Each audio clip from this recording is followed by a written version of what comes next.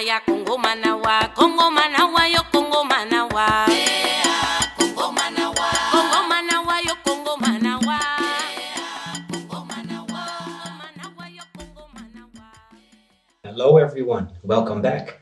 So in this video, I would like to discuss a little bit more about spiritual courts and ancestors and why it is so important to make sure that you have them as your foundation. It doesn't matter what type of path of magic or sorcery you are on. It doesn't matter what type of tradition you are initiated in. It doesn't even matter if you are into magic at all. It is very important to honor them. They are your foundation. Their DNA runs in your blood. They deserve respect and they deserve your time. Because just because they died and you can't see them physically does not mean that they are not there. They are there every single day. And there is a specific group that walks with you specifically who help you with daily problems and daily steps and goals that you wish to achieve.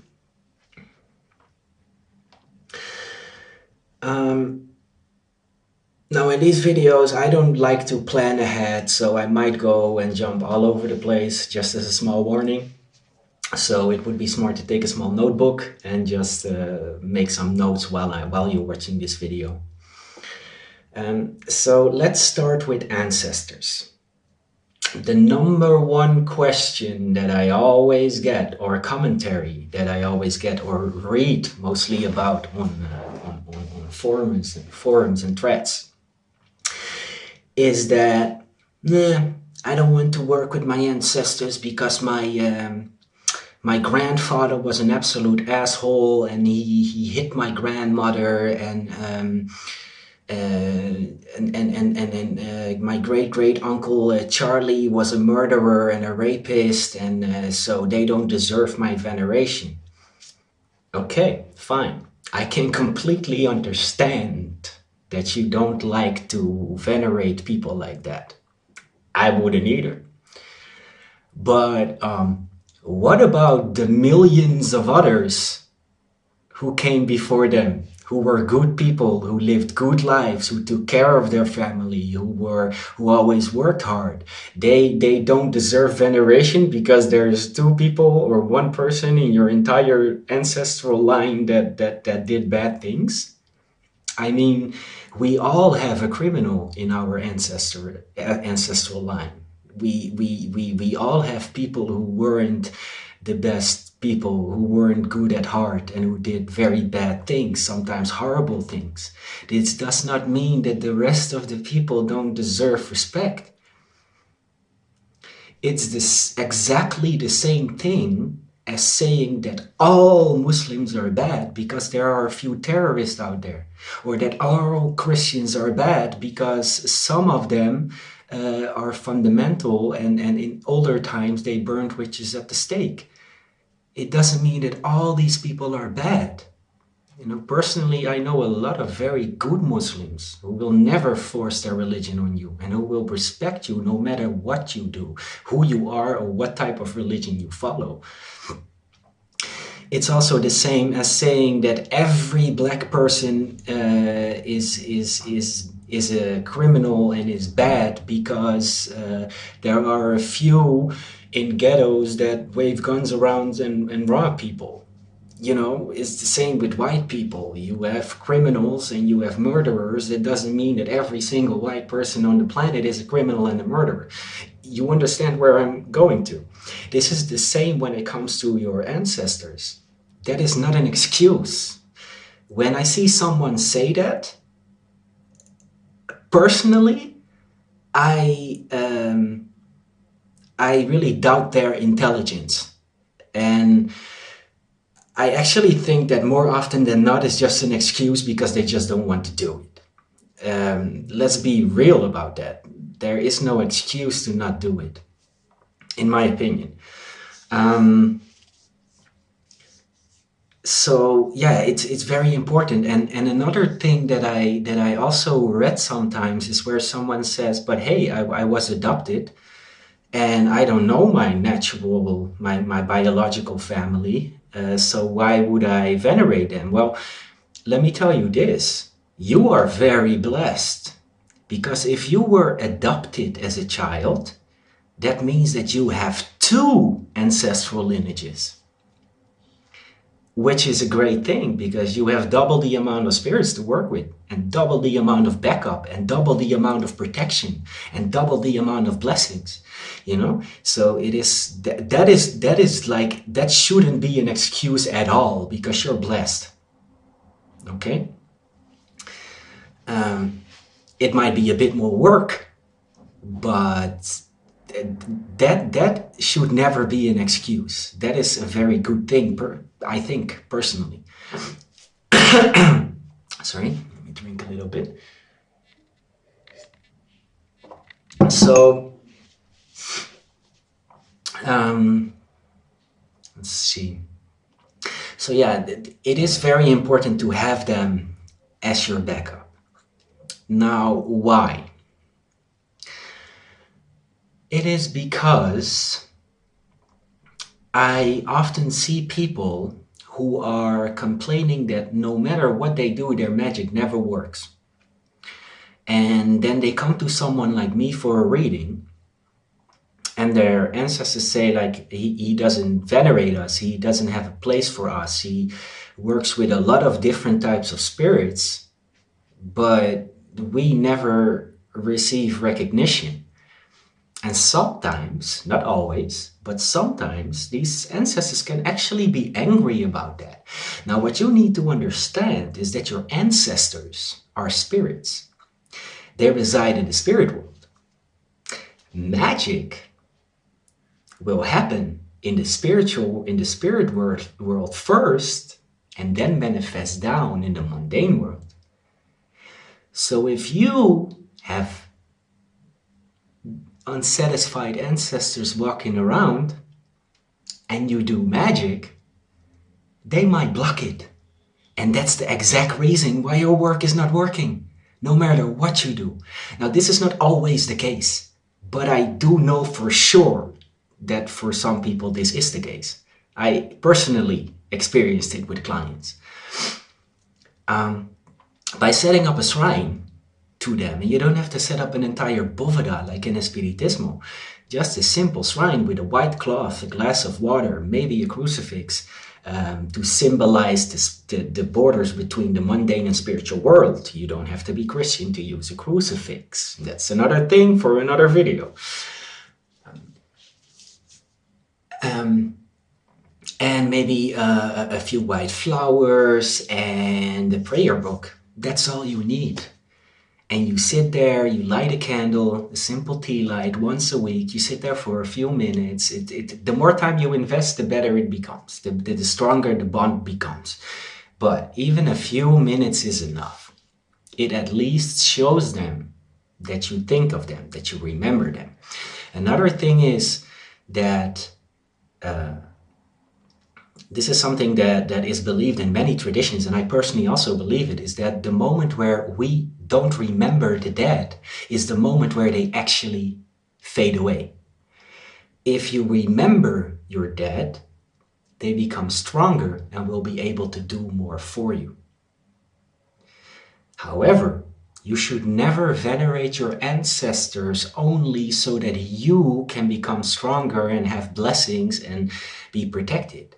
You should first and foremost venerate your ancestors because they deserve it. You are born and you are alive because of their sacrifices in the past, and they deserve that type of respect. So that's the ancestral part, which I might get back to in a few. The second part is a spiritual cord. Now, we all have spirits walking with us. Now, I want to make sort of a small disclaimer before this, is that there are many different types of traditions of Espiritismo. There are different types of traditions who work with spiritual cords and who work with ancestors. I speak to you in my videos from personal experience and from the knowledge and teachings I received from my godfather and from other teachers that I have and had in my life. I am someone who really loves to study and dig deep into things and try to find out the truth, which is very difficult within the spirit world. But I might be wrong about some things, or I might have some different ideas than you or whatever you were taught. And that's completely fine. What I ask you, tell me about it. Write it down here underneath in the comments and let's have a discussion about it, because I would love to know why. If I'm wrong, I love to learn why and change my view on things. So this is just a small disclaimer.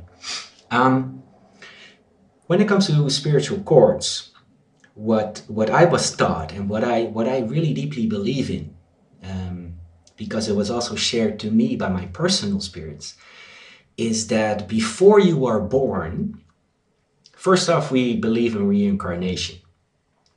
So before you were born, you think about and set out some lessons that you want to learn during your lifetime on Earth. And these lessons will be learned by situations and problems that will be brought onto your path while being alive. And you learn from these things by the way that you handle them. And sometimes you still don't understand the message, and it is something that you will bring with you for the next life. Now, some of these lessons that you want to learn are lessons that other spirits want to learn too, because we are spirits too. We are just spirits in a physical body. No difference. And because those lessons are similar to the ones that the spirits want to learn, they sometimes, often actually, choose you to walk with you in this life and guide you with these lessons so they can learn from it too. Then you have more elevated spirits who are basically walking with you because they already went through the same similar lessons, and they actually provide you with the opportunity to learn from these lessons. And most often the spirits that walk with you by learning these lessons and by basically elevating your own spirit by being a good person and living right, you automatically elevate them too. And by them helping you become better, you help them too, because they elevate too. It's all about elevation in Spiritism, and which I really believe is a beautiful thing. The light is a little bit bothering me, but it's let me see if I can close the window a little bit without losing too much light.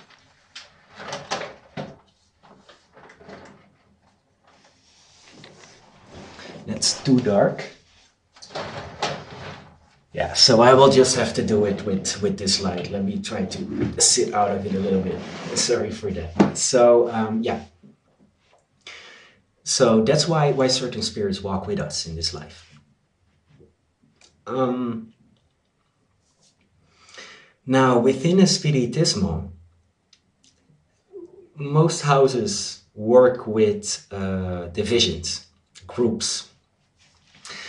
So you might have Congo spirits, you have Gitanas, gypsies, you have Arabes, which are Arabian spirits, you have Asian spirits, you have in some traditions Viking spirits, that is more Maria Leonza in Venezuela, and things like that.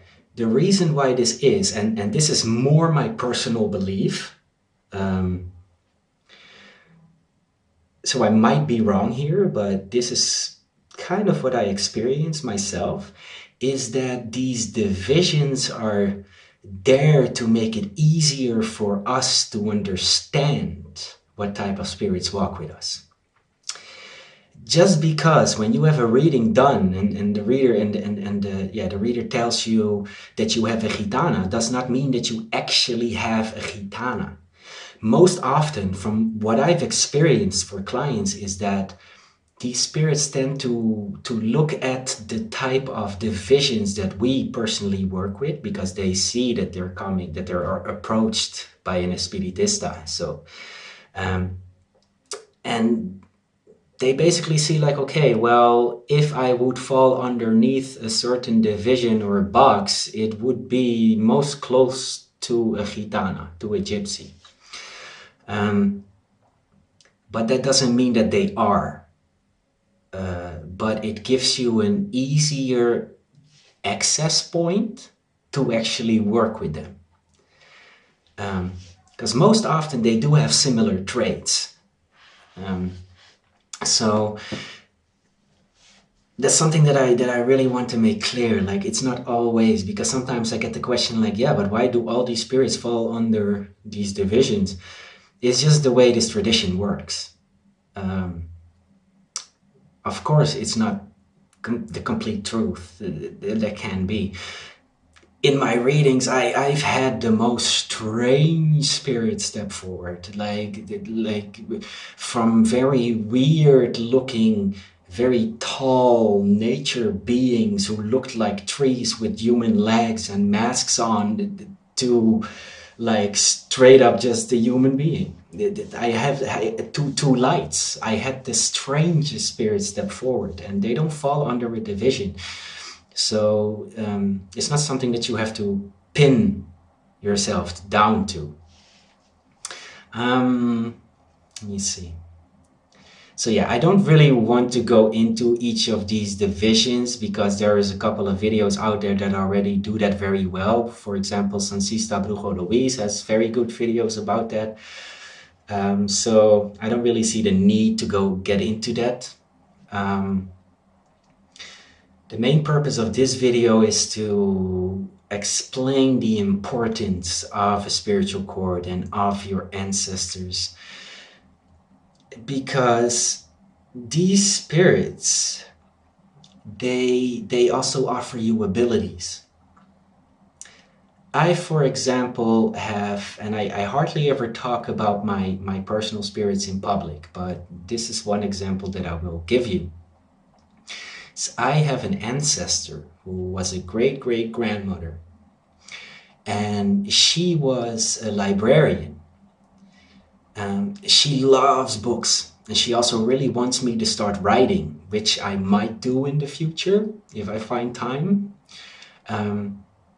Consider this my small booklet. And she can find any type of information for me that I want to know about. So if I'm interested in, let's just say, when I was really interested in necromancy specifically, all of a sudden I received books, and I met some people who had been in the tradition of necromancy for many years, and they happily taught me some things. This is something that she really can provide for me, and in that way I feel I'm very blessed, because that is one of the best gifts that you can have around you. And this is basically what all these spirits offer. Some of them are just there for protection. Sometimes you have Indios or Congo spirits that were warriors, and their main purpose for being there is to protect you spiritually and physically from harm. And the stronger bond you build over time is the more protected you are. And some of these spirits are fierce. Like some of the spirits that I read for clients, they even shook me. I was, okay, let's be very relaxed here, because they just scared the shit out of me. I'm not gonna lie. But that also makes these readings very exciting. That's why I love doing these cord readings. And others, very often they had specific divination skills. Like, for example, if you have a gypsy, walking with you. They often read cards, or they use crystal balls, or they are often very skilled in one or multiple forms of divination, and they can teach you these forms of divination. It looks really strange with all those lines on my face, but my apologies for that. Um, so they can actually teach you, and most often they would very much like you to start studying the types of divinations that they used, because they basically empower you to do so. Now, in some cases, you have, for example, an Indio who was very good in making, preparing baths and washes with herbs. Let me say it a little bit like this for the light. That's better.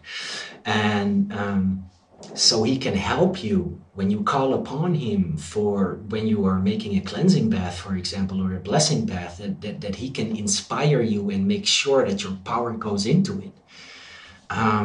Sometimes people have priests walking with them. Yes, it is possible. You also have nuns.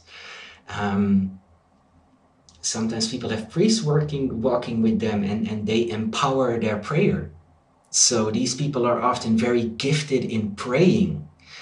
Then, for example, as a last example, you can have, let me see, money. You like, especially Asian spirits are very skilled at doing that somehow. Is where they really know of methods to bring blessings into your life. And if you honor them and venerate them and give them what they ask for, they bring extra money in your life, or they can help you with making your business successful and stuff like that. They're really, really, really skilled at prosperity. So yeah, there is so many different varieties of spirits that you can have walking with you, and one court reading will never ever be able to tell you all of them. And I will take it even a step further and tell you that it is never possible to know all of them in this lifetime, because there are so many. And trust me, you do not want to know all of them and venerate all of them, because you will go crazy. You will be cooking and pouring drinks and making offerings 24 hours a day. It's just not doable. So that's why often in a Spiritismo we work with a boveda, with multiple glasses of water, where each glass is like a division, and that way we still venerate all of them without specific. From my experience during the spiritual court readings that I do for clients, it's always the main spirits that step forward, that are most important to the person at that moment. And that's often, well, within the time frame that I have to do these readings, most often it's 4 or 5 spirits that step forward. But there's always a bit more. But it could, for example, also be one of your ancestors. Let's say that you have an ancestor who was a banker, a very successful businessman and banker. If you venerate him and ask him for help, these types of spirits can really, really bring prosperity to you. There's like a lot of things, and again, as I said in the beginning, it's you should not be doing this for that. The first few months that you start venerating your ancestors and your guiding spirits, just do the veneration part. Do not ask them for anything, because you have to see it like this. You're basically walking towards an uncle that you have never seen in your life, and you tell him like, hey, can you borrow me $2,000? It's not going to happen. Or maybe he will give it because you are family, but he won't really respect you for it because he doesn't know you. So make sure to get to know them without extra motives, just because they are your family. Whether or not you have contact with your family in this life, whether or not you like your father and mother or whatever they did to you, because some people do horrible things to their children, and I completely understand that. Simply do not invite them to your shrine. That's all there is to it. Personally, I always call upon, and this is actually a tip that I got from Kai Armand, who also does spiritual cord readings in a more shamanic way.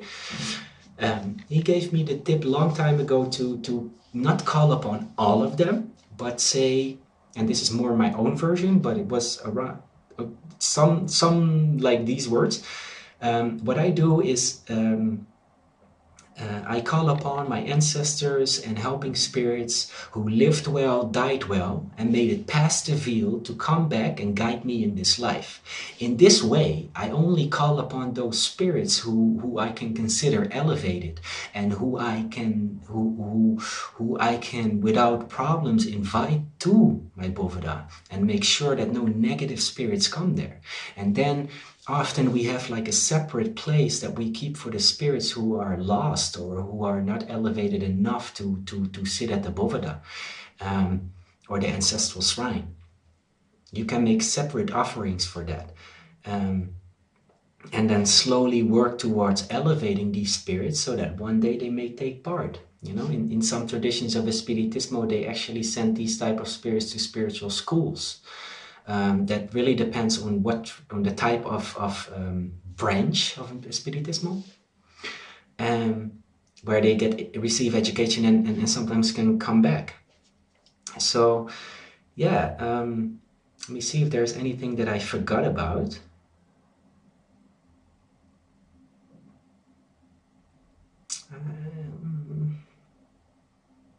No, that's basically it. It's not that long of a video. I wanted to keep it a little bit short. No, I see it's still about 30 minutes. Just the main message that I try to give you with this video is that there is no reason at all to not work with and venerate your ancestors and guiding spirits. Every reason you give for not to do so is just, forgot the word, it's just an excuse for you not wanting to put the effort in. The last thing that I will say is that everyone nowadays, well, a lot of people nowadays, they are running around because Saint Cyprian is on this forum and everyone works with him, so I must also work with him. And lately, San Simon is becoming very popular, so let's work with him. Let me get some books and this and that. And you know, don't rush into working with outside spirits if you don't even know which spirits walk with you. Because trust me, first off, not every spirit wants to work with you just because you saw them on internet and do the right thing in what the internet or books tell you to offer them and then expect that they will work with you. That's not the case. For a spirit where it comes to, for example, San Cyprian, he is very picky.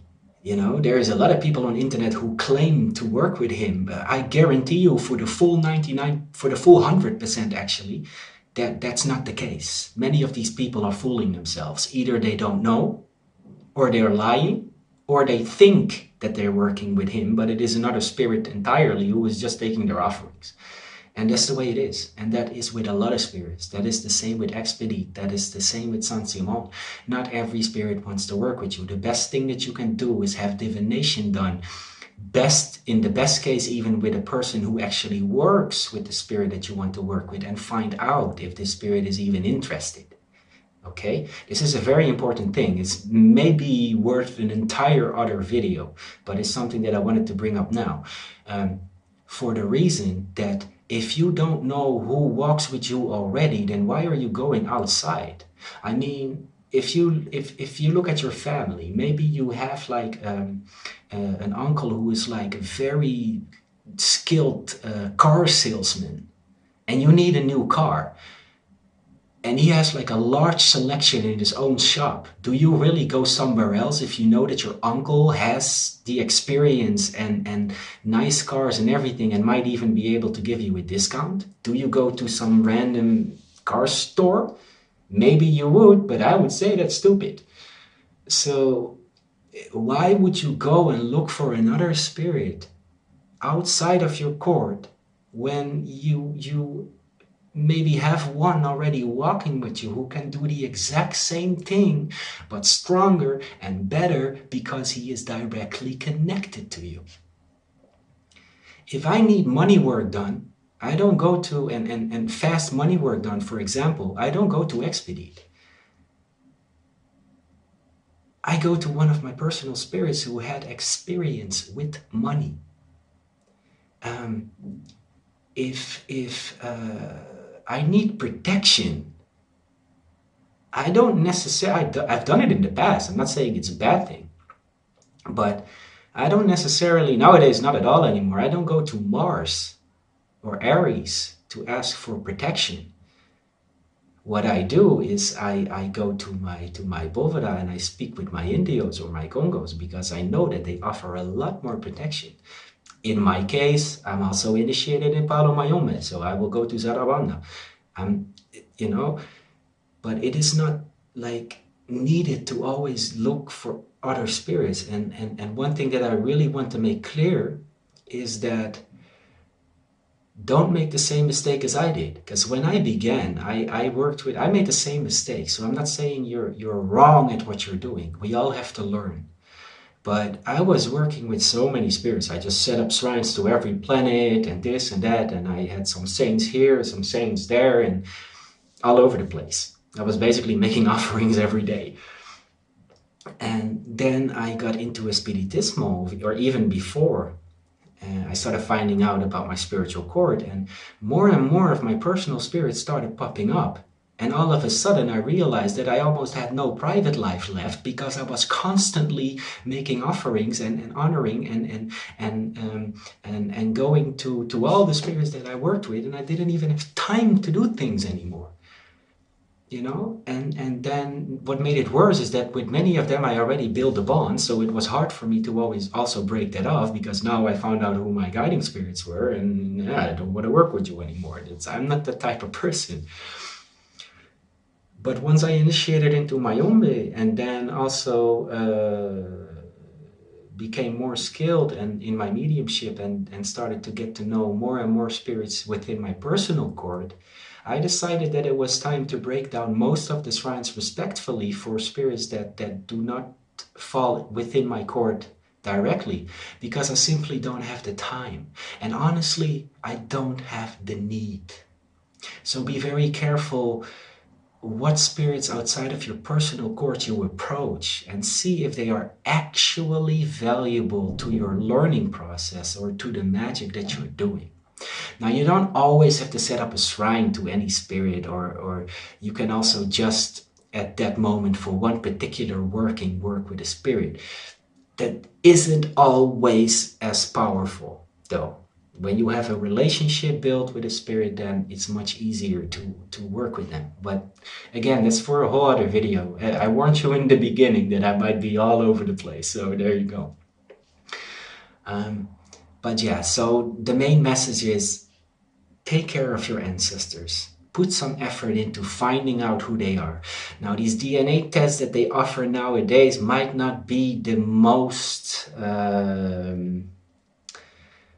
trustworthy services, but I think that in general, they do provide you with some good answers about where you come from. And that's another thing that I also want to say is that if you are a white and your entire family ancestry is traced back to Europe, that does not mean that you cannot have an African spirit walking with you. Maybe you had a great grandmother who was married to an African man from the Congo. There you go. You don't know.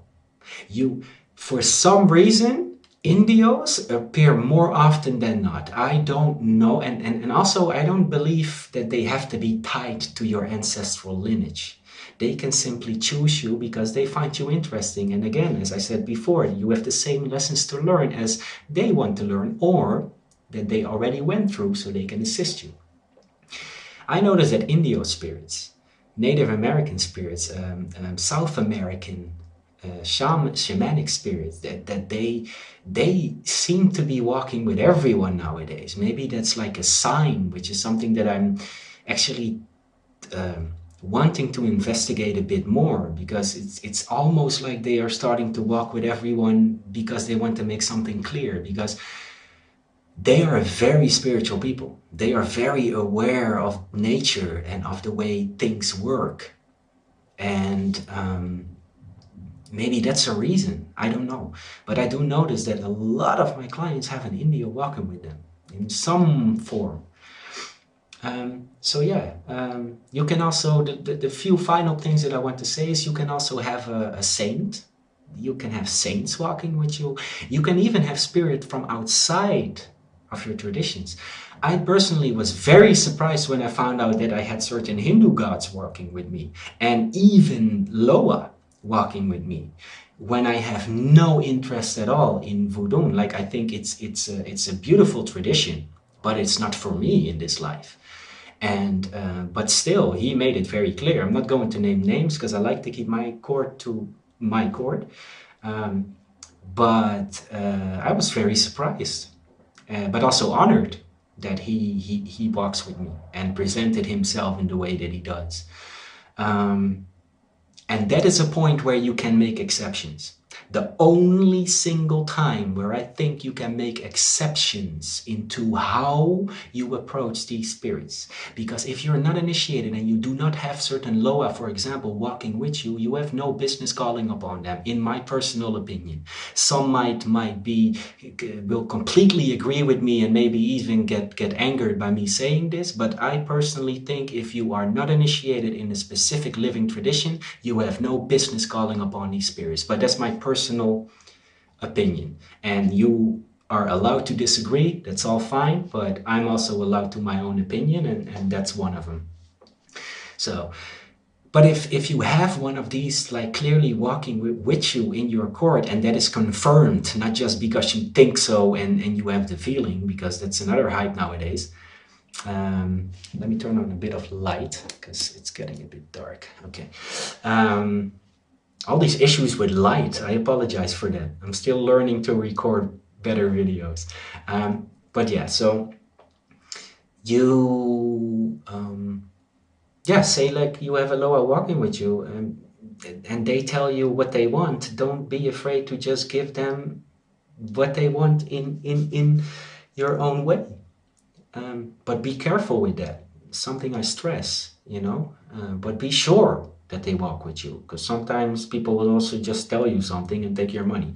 Let me see if I missed anything for the third time. No, I think actually that about covers it. There will be a lot more videos in the future, so if I missed anything, then I will cover it there.